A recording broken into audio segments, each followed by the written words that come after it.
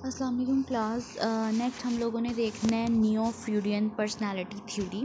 आपको पता है जिस तरह फ्रूडियन थ्योरी जो है वो अनकॉन्शियस ड्राइव्स और नीड्स के ऊपर बेस्ड थी। ये जो है न्यू फ्रूडियन थ्योरी ये फ्रूट्स कॉन्सेप्ट को ही आगे लेके चल रही है और ये कह रही है कि सोशल रिलेशनशिप्स जो है वो बहुत एक इम्पॉर्टेंट रोल प्ले करते हैं in the development of personality में। ठीक है। जो फ्रूट्स के काफ़ी कोलीग्स थे वो इस चीज़ से डिसएग्री उन्होंने किया कि जो पर्सनालिटी होती है वो इंस्टिंक्चुअल होती है और सेक्सुअल होती है इन नेचर। ठीक है, वो इस चीज़ के अगेंस्ट थे जो कि हमें फ्रूडियन थ्योरी कह रही थी। ठीक है, और उन्होंने कहा कि न्यू फ्रूडियंस जो है वो बिलीव करते थे कि सोशल रिलेशनशिप जो हैं वो फंडामेंटल हैं। ठीक है, डेवलपमेंट ऑफ पर्सनालिटी के लिए उन्होंने कहा कि एल्फ्रेड एडलर जो था उसने कहा कि जो ह्यूमन बींग्स हैं उनका जो एक ऑब्जेक्टिव होता है कि वो रैशनल गोल्स अचीव करना चाहते हैं, मतलब स्टाइल ऑफ लाइफ या लिविंग स्टाइल को इन्हांस करना चाहते हैं। या कोई जो होता है कोई इंडिविजुअल वो क्या चाहता है, इन्फीरियॉरिटी जो एक फीलिंग होती है कि हम कमतर हैं, हमें ऊपर जाना है, उसको कम करने के लिए हार्ड वर्क कर रहा होता है। ठीक है, एक स्टैक्स सलीवन था, उसने वो न्यू फ्रूडियन में आता था। उसने ये कहा था कि जो लोग हैं वो कंटिन्यूसली क्या करते हैं, ऐसे रिलेशनशिप्स बिल्ड करना चाहते हैं जिसके उनको रिवॉर्ड्स मिले। ठीक है, उनको कोई फ़ायदा हो। इसी तरह ये 2-3 बिलीव्स थे जो नियो फ्रीडियन अप्रोच या पर्सनालिटी थ्योरी को जिन्होंने ओरिजिनेट किया कि इंडिविजुअल एफर्ट्स होती हैं जो टेंशन और एंग्जाइटी को ना कम कर रही होती हैं। ठीक है, उन्होंने इस चीज़ के बस वो अगेंस्ट थे कि ये इंस्टिंक्चुअल या सेक्सुअल नहीं होता जो कोई भी थ्योरी है, या ये चीज़ पर्सनालिटी को डेवलप नहीं करती, बल्कि आपको जो सोशल रिलेशनशिप्स होते हैं या आपकी एक इंडिविजुअलिटी होती है कि हमें ऊपर जाना है, हमें हार्ड वर्क करना है सोसाइटी को देखते हुए कि यहाँ पे किस चीज़ की इंपॉर्टेंस है, किस चीज़ का स्कोप है, वो पर्सनालिटी को डेवलप करता है।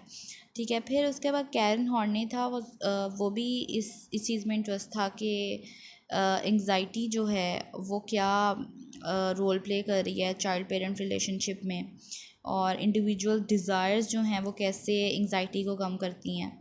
ठीक है, उसने क्या किया था कि इंडिविजुअल्स को ना 3 कैटेगरीज़ में 3 पर्सनालिटी ग्रुप्स में ना डिवाइड किया था। ठीक है, एक आ जाते हैं कंप्लाइंट इंडिविजुअल्स। कंप्लाइंट इंडिविजुअल्स कौन से होते हैं? वो इंडिविजुअल्स जो लोगों के पास जाना पसंद करते हैं, जो लोगों की तरफ बढ़ते हैं, मतलब सोशल होते हैं, ऑप्टिमिस्टिक होते हैं, सोशेबल कैटेगरी में आ जाते हैं। ठीक है, क्यों वो इस तरह करते हैं? क्योंकि इन रिटर्न उन्हें क्या चाहिए? उन्हें मोहब्बत चाहिए।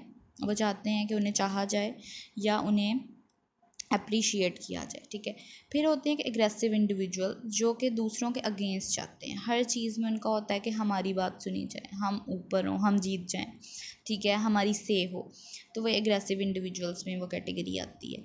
फिर एक होते हैं डिटैच्ड इंडिविजुअल्स। ये वो लोग हैं जो दूसरों से दूर भागते हैं और अलग रहना पसंद करते हैं, इंडिपेंडेंट रहना पसंद करते हैं, सेल्फ रिलायंट होते हैं।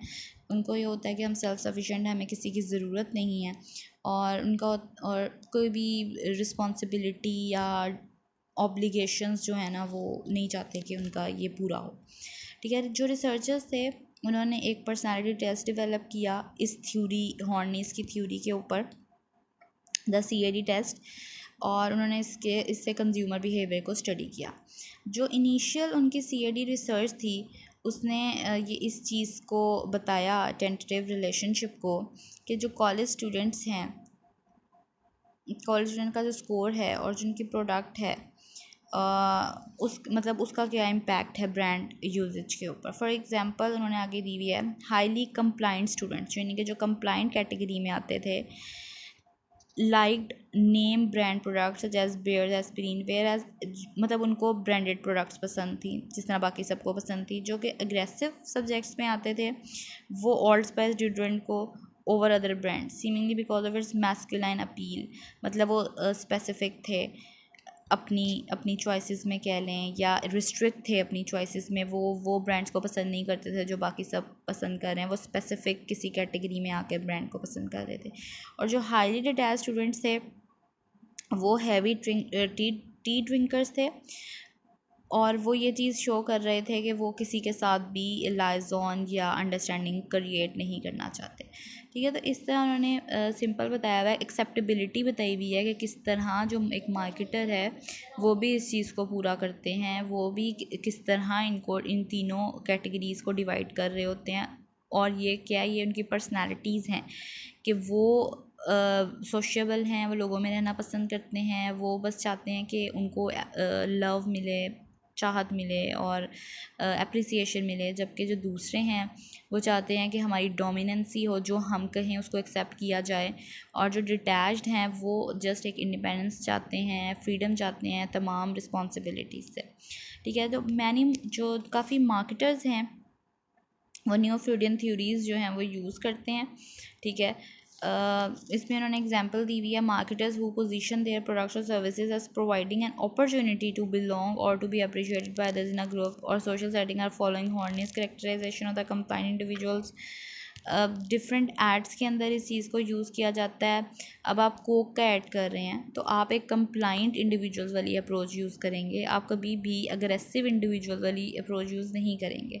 ठीक है, आपने अगर कोई कार्स का ऐड दे रहे हैं और उसमें आप कोई पर्सनैलिटी, डोमिनेंट पर्सनैलिटी शो करेंगे तो आप अग्रेसिव इंडिविजुअल्स वाली अप्रोच यूज़ करेंगे।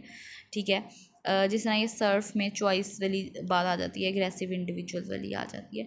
जब आप डिटैच इंडिविजुअल्स में जाएंगे तो वो एक बिल्कुल नीश है। ठीक है, वो ऐसे ज़्यादा लोग एग्जिस्ट नहीं करते, बहुत कम ऐसे लोग होते हैं जो अकेले रहना पसंद करते हैं। उसमें भी वो मार्केट इज़ पॉजिटिव एट्रीब्यूट या पॉजिटिव जो चीज़ है उसको बाहर लेकर आएंगे। तो इस तरह जो मार्केटर्स हैं वो डिवाइड करते हैं, इस तरह वो पर्सनैलिटीज़ को अंडरस्टैंड करते हैं और उसके बेसिस के ऊपर कोई ना कोई ऐसा फैक्टर ज़रूर होता है जो वो वर्किंग में लेकर आते हैं। ठीक है, तो ये है न्यू फ्रूडियन पर्सनैलिटी थ्योरी। फिर नेक्स्ट आ जाती है बच्चों ट्रेट थ्योरी। ट्रेट थ्योरी जो है वो किस बेसिस के ऊपर है, वो क्वालिटेटिव नॉन एम्पिरिकल अप्रोचेस को यूज़ करके फ्रूडियन और नियो फ्रूडियन मूवमेंट्स की तो इसको ओरिजिनेट किया गया था। ठीक है, trait theory represents a departure from the qualitative non empirical approaches of the Freudian and new Freudian movements. Trait theory focuses on empirical measures of personality in terms of specific psychological characteristics called traits. ठीक है, इसमें क्या उन्होंने use किया, empirical approach use की, empirical measures जिनको measure किया जा सकता हो पर्सनैलिटी के वो यूज़ किया, और साइकोलॉजिकल करेक्टरिस्टिक्स इसमें इन्वॉल्व हैं जिनको हम ट्रेड्स भी बोलते हैं। ट्रेड्स क्या होते हैं, एक इंसान की अपनी ट्रेड है, पर्सनल करेक्टरिस्टिक्स होते हैं या फीचर्स होते हैं जो कि एक पर्सन को दूसरे पर्सन से अलग कर रहे हैं। ठीक है, तो ट्रेड्स की बेसिस के ऊपर आपकी साइकोलॉजिकल करेक्टरिस्टिक्स के ऊपर या पर्सनल करेक्टरिस्टिक्स के ऊपर आपको डिफ्रेंशिएट किया जाता है एक बंदे से। ठीक है, तो वो ट्रेट करेक्टरिस्टिक्स मतलब ट्रेट थ्योरीज को हम उसमें कंसीडर करते हैं। ट्रेट थ्योरीज जो थ्योरीज थे उन्होंने यूज़ पर्सनालिटी टेस्ट किए। ठीक है, जिन्होंने इंडिविजुअल डिफरेंसेस को हाईलाइट किया हाई और लो स्कोर्स के ऊपर। ठीक है, रिसर्चर्स डेवलप टेलर मेड मतलब खुद से रिसर्चर्स ने इसको डेवलप किया single trait personality test for consumer behaviour studies. Consumer behaviour के लिए टेस्ट को, पर्सनालिटी टेस्ट को डेवलप किया गया। और इसमें क्या किया, पर्सनालिटी टेस्ट क्या मेजर करते थे, as innovativeness, how receptive a person is to new consumer related experiences और the early consideration and purchase of new products and service.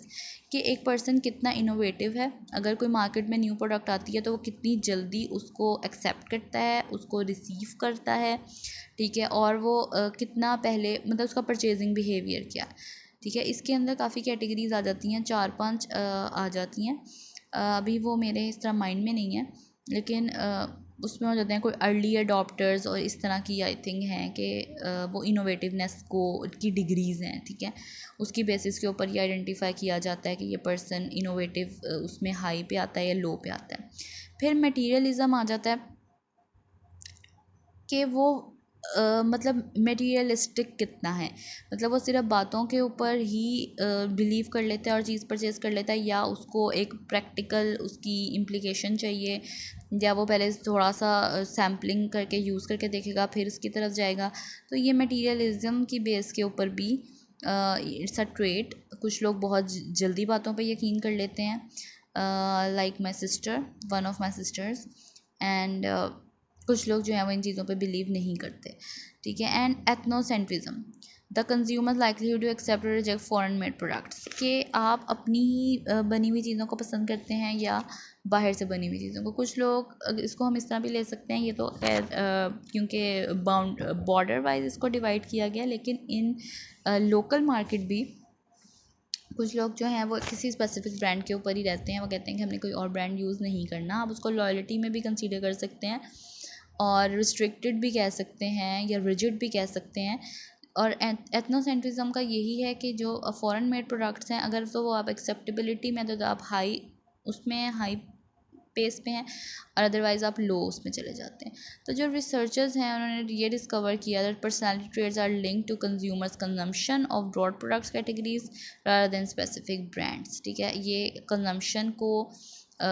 Consumption behaviour को बता रहा होता है, ठीक है, पर्सनैलिटी ट्रेट्स होते हैं। For example, a statistical correlation between a given personality trait and whether or not an individual regularly eats peanut butter is more likely to occur than a correlation between the trait and the brand of peanut butter purchased. It's so simple कि अगर तो वो innovative कोई new product I है और उसको वो जल्दी परचेज़ कर लेते हैं, डैट मीन्स कि वो इनोवेटिवनेस के भी हाई मोड पे हैं, मटेरियलिज्म के भी हाई मोड पे हैं, और एथनोसेंट्रिज्म के भी हाई मोड पर हैं, ठीक है। और उनके अंदर ये ट्रेड्स जो हैं वो डोमिनेंट हैं। अदरवाइज़ अगर वो ऐसा नहीं करते, पहले चीज़ को थोड़ा मार्केट में रहने देते हैं, फिर उसका जब उनके पास फीडबैक आता है फिर उसकी तरफ जाते हैं, डैट मीन्स कि वो इनोवेटिवनेस के उस पर मतलब लोअर साइड पर हैं। मटेरियलिज्म में भी वो ठीक हैं क्योंकि वो लोगों की बातों पे बिलीव कर रहे हैं, और एथनोसेंट्रिज्म में भी वो थोड़े एवरेज या लोअर साइड पे हैं क्योंकि वो बहुत जल्दी चीज़ परचेज़ नहीं कर रहे फ़ौरन में। तो इस तरह एक्सेप्टेबिलिटी है और इस तरह एक चीज़ को एक्सेप्टेंस मिलती है मार्केट में, और इस तरह आपकी पर्सनालिटी के अंदर इन 3 फैक्टर्स के होते हुए आइडेंटिफाई किया जाता है कि किस कैटेगरी में या किस पर्सनालिटी में लाई कर रहा है, और फिर मार्केटर्स उस हिसाब से उस सेगमेंट के लिए प्रमोशनल एक्टिविटीज़ करवाते हैं, कैंपेन्स करवाते हैं, मार्केट ऑफरिंग उनकी इस तरह की होती हैं। प्रोडक्ट के अंदर वैसे फ़ीचर्स रखे जाते हैं जो जल्दी एक्सेप्टेबल हो जाएँ। होपफुली इसमें कोई इशू नहीं होगा, और अगर कोई इशू है तो आप मुझसे पूछ सकते हैं। Thank you.